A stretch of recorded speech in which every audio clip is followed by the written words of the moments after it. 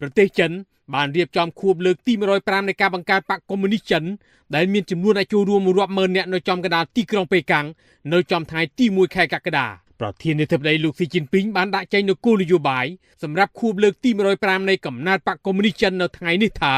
ដាក់ប្រជាជនជាអាទិភាពគោលនយោបាយដែលលោកស៊ីដាក់ចេញនេះបើគេពិនិត្យមើលទៅហាក់ដូចគ្នាទៅនឹងគោលនយោបាយរបស់លោកត្រាំដែរដែលថា American First ឬ Make America Great Again យ៉ាងដូចនោះដែរក្រៅពីថ្លែងសារនយោបាយមិនខុសពីរាល់ដងលើកនេះលោកស៊ីជីនពីងថែមទាំងបានប្រគល់មេដាយដែលជានិមិត្តរូបដាក់ថាថ្ងៃទី1ខែកក្កដាឬ July 1 Medal ជាកិត្តិយសខ្ពស់បំផុតរបស់បកជូនដល់សមាជិកបកដែលមានស្នាដៃឆ្នើម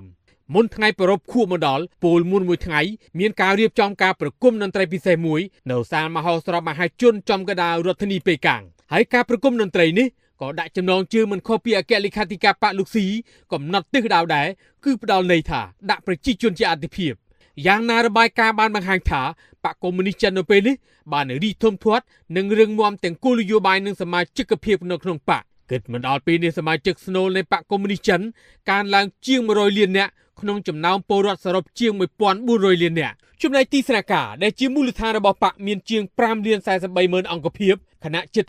60% នៃសមាជិករបស់បកកុម្មុយនីសមានសញ្ញាបត្របរិញ្ញាបត្ររងឬកម្រិតការសិក្សាខ្ពស់ជាងនេះ